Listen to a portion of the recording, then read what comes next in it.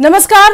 जम्मू कश्मीर, लद्दाख, हिमाचल की अहम खबर के साथ आप सबसे मुखातिब हो रही हूं मैं हिना जुबैर, और आज एक बेहद अहम मामले पर हम यहां डिस्कस कर रहे हैं।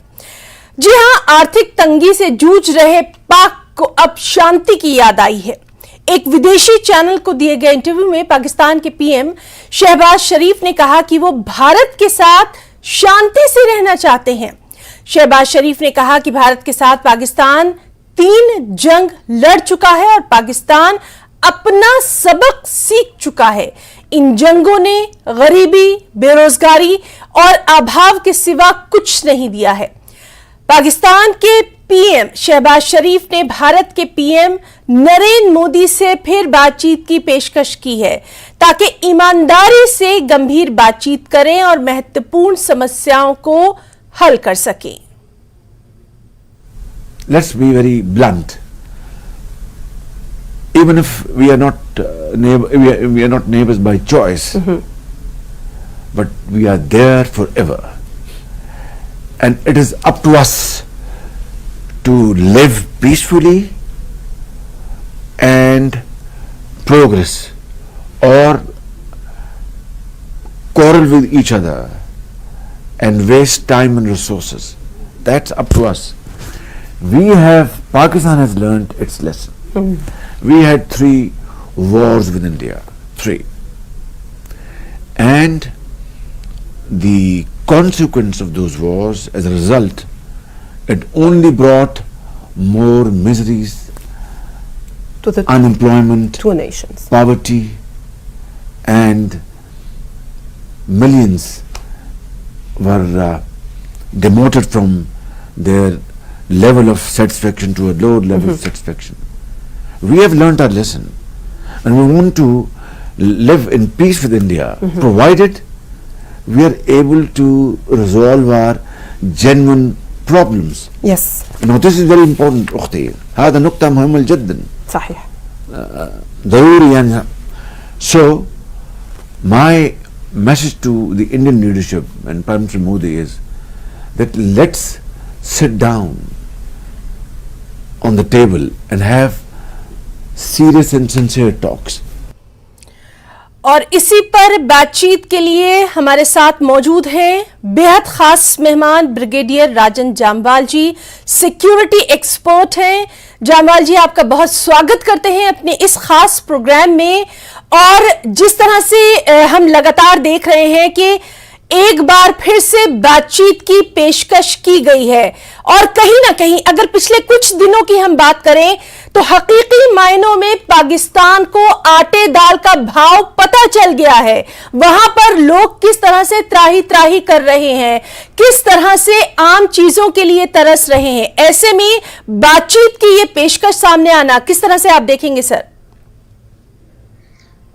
देखिए, जब आपने खुद ही अपना जवाब ही दे दिया, आटे दाल का भाव। Can you hear me? Yes sir, please go ahead. हाँ, मैंने कहा जब आटे दाल का भाव पता लग गया। आप प्रधानमंत्री मोदी जी की एक 2019 की स्पीच है, मैं I was just going through it. उन्होंने 2019 में ही ये वार्न कर दिया था कि आने वाले वक्त में पाकिस्तान कटोरा लेके दुनिया के पास घूमेगा, जो आज ये कर रहा है। हर मतलब देश में कटोरा लेके घूम रहा है, लड़ाइयां हो रही हैं, एक लोग मर रहे हैं 4 किलो 10 किलो आटे के लिए। नाउ इस दिस कंडीशन में आई मीन बात करना उनकी मजबूरी हो गई है, और बातचीत से हमने कभी भी इनकार नहीं किया। हमने तो हमेशा बोला कि भी आओ बातचीत करते हैं। हाँ, बातचीत के लिए तभी संभव है कि जब टेररिज्म बंद हो जाए। अब बंदूक लेके किसी से बात नहीं कर सकते हैं, यही हमारी शर्त थी। अब उन्होंने अपना टेररिज्म को as a matter of state policy adopt किया है। ये उनकी चॉइस थी। आई मीन अगर आप दुनिया भर में देखो, मल्बर्ट एल्ब्राइट ने उसने क्या बोला पाकिस्तान के, it is calling it epicentre of terrorism. Hillary Clinton भी कई साल पहले बोल चुकी है, they are snakes in the backyard. I mean लोग सांप, ये दुनिया इस भाषा में एक देश के लिए शब्द इस्तेमाल कर रही है। इसे शर्मनाक बात देश के लिए क्या हो सकती है। खुद शहबाज शरीफ ने अभी उनके जो एडमिनिस्ट्रेटिव कॉलेज होता है वहां पे अटेंड करते हुए फंक्शन बोला कि मैं एक एटमी मुल्क होने के बावजूद जब मेरे को कटोरा लेके दुनिया भर में घूमना पड़ता है, मेरे को बहुत शर्म आती है। This is the prime minister of a country speaking, so what can you expect? बात तो वो करेंगे ही और हमारी शर्तों पे करेंगे, आज नहीं तो कल करेंगे। और आप देखते जाइए, ये तो अभी शुरुआत है, बहुत कुछ होना बाकी है अभी। बिल्कुल, लेकिन राजन जामवाल जी, एक और अहम बात आपसे जानना चाहेंगे, क्योंकि सिक्योरिटी के पॉइंट ऑफ व्यू से ये जानना बहुत जरूरी है। पिछली तमाम नापाक हरकतें देखते हुए क्या इस बार भी यकीन करना जो है भारत के लिए सही रहेगा, या एक एक कदम फूक फूक कर उठाना ही पड़ेगा? क्योंकि हम अपनी पुरानी जो भी माजी की चीजें हैं वो भूले नहीं हैं अभी भी। देखिए, भूलने का सवाल ही पैदा नहीं होता, वो भूलने का जमाना खत्म हो गया। ये नया भारत है, अभी यहां कुछ भूला नहीं जाता। बिल्कुल। तो भूलने की आप बात भूल जाइए। जहां तक यकीन करने का सवाल है, उनके प्रधानमंत्री शहबाज शरीफ ने बोला है कि हमने 3 जंगें लड़ी हैं और हम अपना लेसन सीख चुके हैं, बट मेरे को नहीं लगता कि सही लेसन सीखे हैं। उन्होंने जो लेसन ये समझा बेसिकली कि हम कमजोर हैं, हम इनसे लड़ नहीं सकते, तो हम टेररिज्म को हथियार बनाते हैं। शायद उन्होंने ये लेसन जो सीखा है, इस लेसन को भी अनडन करना पड़ेगा, और ये अनडन हो रहा है। एंड बिकॉज जब हमारे प्रधानमंत्री बोलते हैं कि ये जंगों का जमाना नहीं है, ये जंगों का जमाना नहीं है, तो हालात उनके सामने हैं कि बिना जंग लड़े भी किसी देश को कटोरा हाथ में कैसे पकड़ाया जा सकता है। और अभी देखिए क्या है कि भी आपका आधा हिस्सा जब भूखा रहेगा तो आप अपनी फौज को कहां से खिलाओगे? बिकॉज आफ्टर ऑल फौज को भी मतलब हथियार, अम्यूनिशन और इवन खाना पानी देने के लिए देश के पास पैसे होने चाहिए, जो आज पाकिस्तान के पास दिख नहीं रहे। अपना जब आप उधार लेके अपना देश चला रहे हो, उस उधार में से वो कहते हैं नंगा क्या खाएगा क्या मतलब नहाएगा, वो वाली जो कहावत है, मतलब पाकिस्तान पे पूरी तरह उतरती है आज के जमाने में। And I am sure it is just a question of time. अभी ज्यादा वक्त नहीं रहा, पाकिस्तान का डाउनफॉल शुरू हो गया है, and you will see internal implosion in Pakistan, मतलब अंदर से टूटेगा। बिल्कुल, इंटरनल इंप्लोजन बोलते हैं कि अंदर से टूटेगा, तो टूटना शुरू हो गया है। जी बिल्कुल, और इस पर लगातार आपसे हम जो है एक्सपर्ट कमेंट ले रहे हैं। हमारे साथ एक और बहुत ही खास मेहमान कर्नल एस पठानिया साहब भी मौजूद हैं, डिफेंस एक्सपर्ट हैं। पठानिया साहब, आपका बहुत स्वागत करते हैं अपनी इस खास पेशकश में। और आज ये बातचीत इसलिए भी जरूरी है क्योंकि बातचीत की पेशकश जो है वो पाकिस्तान पीएम की तरफ से की गई है। आपसे हम ये जरूर जानना चाहेंगे, एक तरफ पाकिस्तान पर $32 बिलियन का कर्ज है, 2025 तक $73 अरब का कर्ज उसको चुकाना है। ऐसे में इस तरह की बातचीत की पेशकश आना स्वाभाविक ही नजर आता है। क्या कुछ आपका इस पर कहना है सर? सही कह रही है, पाकिस्तान के पास इस समय और कोई ऑप्शन नहीं है। अगर आप उनकी पूरी हालात देखेंगे तो economically they are about to get into a disasters mode. जहां तक उनकी पॉलिटिकल प्रॉब्लम चल रही है इमरान खान की पार्टी के साथ, that is another factor. China के साथ उनका जो सी पैक के ऊपर प्रॉब्लम चल रही है वो भी another angle is to it. उसके बाद आप देखिए इनकी जो तहरीक तालिबान पाकिस्तान है, टीटीबी के जो अटैक लगातार उनके ऊपर बढ़ते जा रहे हैं उनकी सिक्योरिटी फोर्सेस के ऊपर, और उसको वो कंट्रोल नहीं कर पा रहे हैं। तालिबान के साथ इनके रिलेशन भी जो है वो बिगड़ते जा रहे हैं। और अभी इसी चैप्टर के अंदर आपने देखा होगा कि अब्दुल रहमान मक्की को जो ग्लोबल टेररिस्ट इन्होंने डिक्लेयर कर दिया है और चाइना ने उसके अंदर कोई दखल नहीं दिया है जी।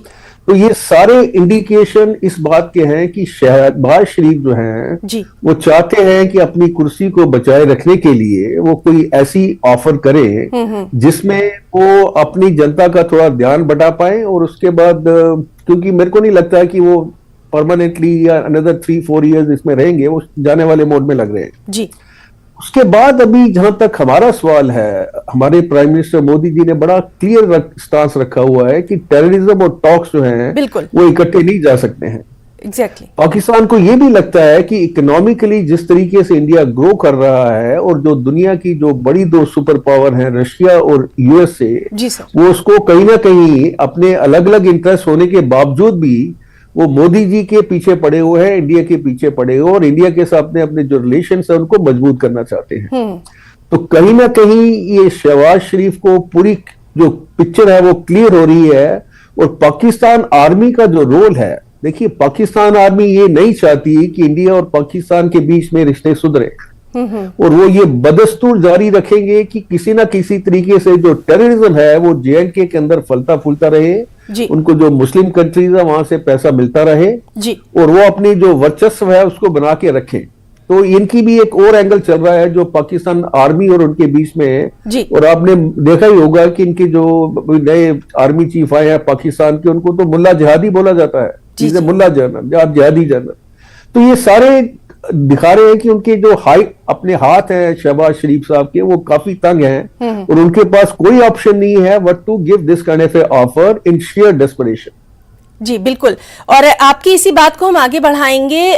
जामवाल जी, आपसे भी हम जानना चाहेंगे, भारत को आज जिस तरह से हम देख रहे हैं कि एक बड़ी सफलता मिली है लश्कर के आतंकवादी अब्दुल रहमान मक्की को, जो कि मुंबई 26/11 हमलों का साजिश करता है, उसको वैश्विक आतंकवादी भी UNSC ने घोषित कर दिया है। तो एक बड़ी सफलता भारत को मिली है। कहीं ना कहीं वर्ल्ड प्लेटफॉर्म पर अगर हम देख रहे हैं तो भारत जो है लगातार जो टेररिज्म को लेकर अपना एक रुख अपनाता रहा है, कहीं ना कहीं उसका भी असर जो है अब साफ तौर पर दिखाई दे रहा है। इसका काफी देर से स्टार्ट हो गया था, इसी जब 1 साल पहले चाइना ने टेक्निकल होल्ड लगाया था। इंसिडेंटली बता दूं टेक्निकल होल्ड क्या होता है, मतलब कि जब भी कोई कंट्री या किसी को ग्लोबल टेररिस्ट बनाना चाहते हैं तो एक है 1267 UN रेजोल्यूशन है, उसके उन्होंने एक अल-कायदा के नाम से एक कमेटी बनाई कि किसी भी ऑर्गेनाइजेशन या जो रिमोटली टेररिज्म से कनेक्टेड है या कोई इंडिविजुअल, उसको उसमें कर देते हैं। पर कोई भी UNSC का मेंबर उसमें होल्ड लगा देता है कि अभी मेरे को इसके बारे में पता नहीं है। तो चाइना क्योंकि परमानेंट मेंबर है, उसकी कभी एक्सपायर नहीं होती, तो वो बार बार बहुत सारे मसूद अजहर और भी बहुत हैं, सबके ऊपर इसने टेक्निकल होल्ड लगाया हुआ था। पर अभी खासकर ये जो पिछले 15 दिसंबर को UN जनरल असेंबली में आपने हमारे विदेश मंत्री जयशंकर साहब की स्पीच सुनी होगी। इन्होंने सीधा मुंह पे बोलना शुरू कर दिया कि ये डुप्लिसिटी है और ये देश जो ऐसे टाइप होल्ड लगाते हैं ये डुप्लिसिटी में वो कर रहे हैं और ये टेररिज्म हटे दुनिया से ये नहीं चाहते और ये नई दुनिया है, इसको एक्सेप्ट नहीं कर सकते हैं आप। तो इस ग्लोबल प्रेशर का असर हुआ कि चाइना ने finally yesterday only late night में अपना वो टेक्निकल होल्ड उठा लिया। टेक्निकल होल्ड उठते ही अपना मक्की जी अपने वो हो गए, ग्लोबल टेररिस्ट डिक्लेयर हो गए। अब सवाल ये होता है कि मक्की के ग्लोबल टेररिस्ट डिक्लेयर होने के बावजूद भी पाकिस्तान क्या कार्रवाई करता है उस पे? तो पहले भी ग्लोबल टेररिस्ट डिक्लेयर हुए हैं पर पाकिस्तान ने कोई खास कार्रवाई नहीं की, दिखाने के लिए हाउस अरेस्ट छोटा सा ये वो है। एंड ऑफ द डे उसके फाइनेंशियल जो रिकॉर्ड है वो जब्त होने चाहिए, उसके जितने भी बैंक अकाउंट हैं वो सील होने चाहिए। जब तक ये सारी कार्रवाई नहीं होती है तो खाली मतलब बिकॉज अमेरिका और इंडिया ने पहले ही इसको अपने अपने कानूनों के नीचे टेररिस्ट डिक्लेयर किया हुआ है ना। ग्लोबल टेररिस्ट का मतलब है डिक्लेयर होना कि अभी इंटरपोल ये सारी एजेंसियां प्रेशर बनाए पाकिस्तान के ऊपर कि ये भाई साहब ये जो भी कर रहे हैं इसके ऊपर एकदम इसकी हर कार्रवाई के ऊपर आप ढक्कन लगा दो, बंद कर दो, इसके पास एक पैसा नहीं होना चाहिए और ये जो इधर उधर से पैसे इकट्ठे करता फिरता है उसके ऊपर रोक लगाओ। तो ये देखने की बात है कि क्या पाकिस्तान इस पे कार्रवाई करता है, तब पता लगेगा कि शहबाज शरीफ जो बोल रहे हैं और जो कर रहे हैं उसमें कितना फर्क है। बिल्कुल सर, आपने ये बात ठीक कही है कि देखना अहम ये रहेगा कि क्या वाकई कथनी और करनी में वो जो कह रहा है वही होता है या फिर पहले की तरह से उनकी नापाक हरकतें जारी रहेंगी। SS पठानिया साहब, आपसे भी हम यही जानना चाहेंगे, एक बड़ी कामयाबी हिंदुस्तान को, भारत को मिली है आज, जिस तरह से आपने भी ये बात कही है, ग्लोबल टेररिस्ट घोषित किया गया है, लेकिन क्या वाकई में इस पर अमल किया जाएगा ये देखना काफी अहम रहेगा। आप जो कह रही हैं कि भारत की, मैं ये मानता हूं कि बहुत बड़ी डिप्लोमेटिक विक्ट्री है कि उसको ये भी दर्शाता है कि चाइना का जो लगाव है जी पाकिस्तान के प्रति और उनकी जो पॉलिसी है वो अभी वो थोड़ा अलग होने की कोशिश कर रहे हैं। बिल्कुल, क्योंकि उन्होंने ये देख लिया है कि पाकिस्तान एक ऐसी कंट्री है जिसके ऊपर चाइना भी शायद अभी विश्वास ना कर सके। बिल्कुल, जहां तक मक्की का सवाल है, ये अभी लश्कर-ए-तोयबा का डिप्टी चीफ भी है, हाफिज सईद का साला भी है, अभी जी। क्या एक्शन वो लेते हैं, क्योंकि एक बड़ी पुरानी कहावत है कि those who live by the sword they will die by the sword. अगर आप उनकी अपनी देखें, जिस तरीके से टेररिज्म से इस समय पाकिस्तान इन्फेस्टेड हो रखा है, जी सर। उनके पास बहुत ही कम लिमिटेड ऑप्शन बचे हुए हैं। अभी सवाल ये उठता है कि क्या वो ये इनके ऊपर कड़ी कार्रवाई करेंगे? मेरे अपने हिसाब से जब जी तक सर। आर्मी और आईएसआई का प्रेशर रहेगा पाकिस्तान के ऊपर, हम ये बिल्कुल। देखेंगे कि ये छोटी मोटी घटनाएं होती रहेगी, लेकिन कोई बड़ा बदलाव नहीं आएगा। पाकिस्तान की जो स्टेटमेंट है, कश्मीर उनकी एक अम्बिलिकल कार्ड है, और जिस दिन ये शहबाज शरीफ को पता है कि वो कश्मीर को निपटा लेते हैं, कोई सोल्यूशन निकल आता है, जी तो सर। पाकिस्तान आर्मी की जो हैसियत है वो बिल्कुल जीरो हो जाएगी। और पाकिस्तान आर्मी जो है ये कभी भी नहीं होने देगी, क्योंकि they are the basically calling the shot. जहां तक अभी गवर्नमेंट बनाने की बात है या गवर्नमेंट गिराने की बात है, उसके अंदर आपने देखा पहले जनरल बाजवा थे, अभी जनरल मुनीर हैं, तो ये सारी चीजें चलती रहेंगी। ये कंट्री अपने आप को एक डिस्ट्रक्शन मोड में डाल चुकी है, बिल्कुल। एक न्यूक्लियर कंट्री है। क्या ये अपने आप को कंट्रोल कर पाते हैं? इनका जो पॉलिटिकल टर्मोइल है, इकोनॉमिकल टर्मोइल है, इनकी जो टेररिज्म का ट्रायल है, और उसके बाद ये जो इनके ऊपर मजबूत पकड़ है आईएसआई और पाकिस्तान आर्मी की, जब तक वो खत्म नहीं होगी, कुछ ज्यादा उम्मीद करना मेरे हिसाब से ठीक नहीं है। बिल्कुल बिल्कुल। हमारे दोनों खास मेहमानों से हमारी ये बातचीत जो है लगातार जारी रहेगी। फिलहाल यहां रुकना चाहेंगे एक छोटे से ब्रेक के लिए, फौरन लौटेंगे। तो ब्रेक के बाद बेहद खास पेशकश में एक बार फिर से आप सभी का बहुत स्वागत करते हैं। हम बात कर रहे हैं कि आर्थिक तंगी से जूझ रहे पाकिस्तान को अब शांति की याद आई है, और इसी पर हमारे साथ मौजूद हैं दो बहुत ही खास मेहमान। ब्रिगेडियर राजन जामवाल जी सिक्योरिटी एक्सपर्ट हैं, और कर्नल एसएस पठानिया जी डिफेंस एक्सपर्ट हैं। दोनों खास मेहमानों से इस बेहद अहम टॉपिक पर हम लगातार बात कर रहे हैं। जामवाल जी, हम आपसे जानना चाहेंगे, जिस तरह से हम लगातार देखते रहे हैं कि एक और पड़ोसी मुल्क श्रीलंका भी इस तरह के हालात से दो चार रहा था, वहां पर जिस तरह की सिचुएशन थी उस वक्त सबसे पहले अगर किसी ने मदद का हाथ बढ़ाया था तो वो भारत था। हर तरह से भारत ने मदद की थी, और उस वक्त भी आपको याद होगा जब इस तरह के डिस्कशन किए जा रहे थे तो ये जिक्र आया था कि पाकिस्तान को भी इस तरह के हालात से दो चार होना पड़ेगा, और अब पाकिस्तान बिल्कुल अलग थलग नजर आ रहा है। ऐसे में इस तरह का बयान आना स्वाभाविक नजर आता है। बिल्कुल, अगर आपने ये श्रीलंका और पाकिस्तान का जो कंपैरिजन किया है, ठीक है, सबको पता है कि भी दोनों ही चाइना के डेट ट्रैप में आगे, उसका प्लस उनकी जो इंटरनल गवर्नेंस थी वो पूरी तरह फेल होगी। सो दैट इज वाई दोनों बुरी हालत में हैं। ना इसमें एक इंटरेस्टिंग चीज आप देखिए, भारत ने श्रीलंका की मदद तो करी जी, पाकिस्तान की मदद करना अलग बात है, या पाकिस्तान शायद इस वक्त घुटनों पे आके हमसे मदद लेना भी नहीं चाहेगा।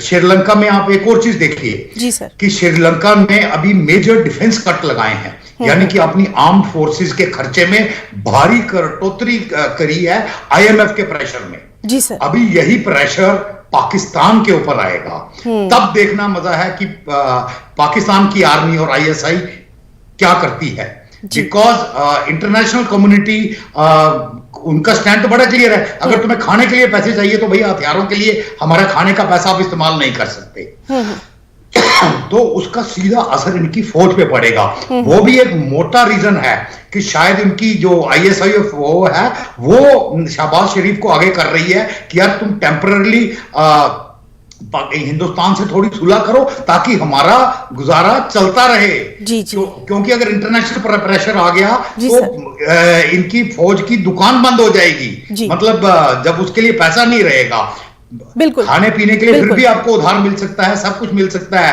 पर कोई आपको अम्यूनिशन खरीदने के लिए, यहाँ हथियार खरीदने के लिए पैसा नहीं देगा, और एड पे आप कभी अपनी फौज नहीं चला सकते हैं। तो ये चीज फौज को भी दिख रही है, एंड उनको अपना खाली वर्चस्व क्या एग्जिस्टेंस खतरे में दिखनी नजर आ रही है, बिकॉज ऑलरेडी दूसरी कंट्रीज का हो गया जिनके साथ ये हुआ है। आईएम वगैरह सबने बोला भाई अपना फौज का खर्चा कम करो, तो इनके ऊपर जब आएगा तब क्या करेंगे ये, और ये हालत इनके मतलब ऑलमोस्ट सिर पे आ चुकी है ये। बिल्कुल बिल्कुल सर। पठानी साहब, आपसे भी ये जानना चाहेंगे, यहां पर अस्तित्व का सवाल जो है वो साफ तौर पर नजर आ रहा है, और इसीलिए शायद बातचीत के लिए अब सुर जो है वो बदले हुए नजर आ रहे हैं। वो तीन चीजों के ऊपर बहुत ज्यादा तवज्जो देते हैं। उनका एक जो होता है वो होता है जियोपॉलिटिकल, जियोस्ट्रेटेजिकल और नेशनल इंटरेस्ट। ये चीज जो चीजें हैं ये वक्त के साथ बदलती रहती हैं, इसके अंदर कुछ भी कांस्टेंट नहीं या परमानेंट नहीं है। अब अगर हम प्रेजेंट हालात को देखेंगे जी, तो अगर फाइनेंशियल एक्शन टास्क फोर्स का शिकंजा इनसे उठा था तो उसके पीछे यूएसए था, बिकॉज यूएसए का एक इंटरेस्ट था उसको उठाने में जी। अभी रशिया के साथ इनकी हम रिलेशनशिप देखें, जब आपने देखा होगा कि यूक्रेन में वॉर हुआ था तो इमरान खान जी रशिया जाके बैठ गए थे पुतिन के साथ। जी जी जी जी। वो इक्वेशन अभी बदल रही है, रशिया से इनको कोई भाव नहीं मिल रहा है। अरब कंट्रीज जो है या मुस्लिम कंट्रीज है वो भी ये रियलाइज कर रहे हैं कि ये एक नेशन जो है इसको आप कुछ भी कीजिए, कितनी भी मदद कीजिए, वो वहां पे नहीं हो रहा है जी। जनता के बीच देखिए, कोई भी जो पॉलिटिकल शख्सियत होती है, खासकर अगर वो प्राइम मिनिस्टर है, वो पावर में है, तो वो सर्वे कराते हैं कि हमारा जो स्टांस है कश्मीर के साथ उसका पब्लिक के ऊपर क्या असर पड़ रहा है। और अगर आप इकोनॉमिकली पूरी तरह से डूब रहे हैं तो जनता के अंदर भी डिसकंटेंट हो रहा है। अगर आप वहां की प्राइसेस देखेंगे किसी भी खाने वाली चीज की, तो जनता भी वहां पे चिल्ला रही है। तो शहबाज शरीफ ये भी नहीं चाहेंगे कि उसका जो इम्पैक्ट आने वाले इलेक्शन में जब भी वहां पे होता है तो उनकी पार्टी के ऊपर पड़े।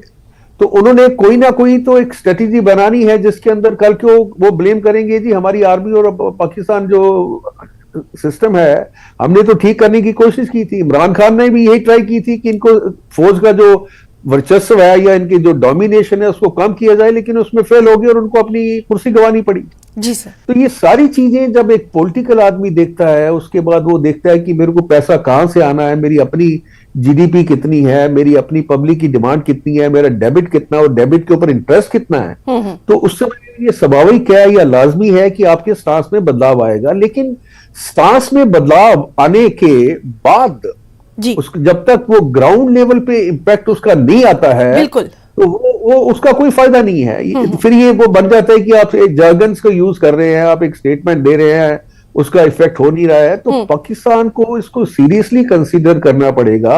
अपनी इंटरनल जो सिचुएशन है उसको मैनेज करने के लिए जो भी स्टेप उनको उठाने पड़ेंगे वो उठाएंगे। लेकिन मेरी अपनी जो रिजर्वेशन है वो ये पाकिस्तान आर्मी खासकर आईएसआई जो बहुत बड़ा एक डेविल बन चुकी है और उसके साथ इनके जो जिहादी ग्रुप जुड़े हुए हैं उनको कंट्रोल करना पाकिस्तान के लिए इस समय तकरीबन नामुमकिन है unless they have a drastic shift in their strategy. बिल्कुल सर, और तो बहुत जल्दी सर फाइनल आपसे इस पर हम कंक्लूजन यही चाहेंगे, टेररिज्म एंड टॉक्स ये दोनों साथ में नहीं चल सकते, ये फाइनल है। देखिए prime minister Modi is very clear and ये सही बात भी है कि टेररिज्म और टॉक के बीच में कोई भी बात जो है वो नहीं होनी चाहिए। और पाकिस्तान अभी किस हद तक नीचे जाता है, वहां के लोगों को क्या रियलाइजेशन आता है, कितना डिसकंटेंट आता है, शहबाज शरीफ की जो अपनी पॉलिटिकल एस्पिरेशन है उसके ऊपर कितना इम्पैक्ट आता है, बिल्कुल कितना बदलाव आता है आपके जियोपॉलिटिकल, जियोस्ट्रेटेजिकल, नेशनल इंटरेस्ट के अंदर, बाकी देशों का इनके प्रति क्या प्रतिक्रिया आती है, खासकर China, America, USA, which are the superpowers. So all these inputs probably will lead to something which may happen, but I again doubt that something constructive is going to take place just because of the statement which has been made by Shehbaz Sharif. बिल्कुल बिल्कुल sir, और हमारे साथ आज दो बहुत ही खास मेहमान रहे और ये एक ऐसा टॉपिक है जिस पर लगातार हम आगे भी बातचीत करते रहेंगे। अपने दोनों खास मेहमानों का ब्रिगेडियर राजन जामवाल जी और कर्नल एसएस पठानिया साहब, दोनों का हम यहाँ बहुत शुक्रिया अदा करना चाहेंगे। आप दोनों ने इतना कीमती वक्त दिया, नेटवर्क 18 की पूरी टीम की तरफ से आपका बहुत बहुत शुक्रिया। और खबरों का सिलसिला जो है वो लगातार जारी रहेगा। इस खुसूसी पेशकश पे फिलहाल इतना ही। नमस्कार।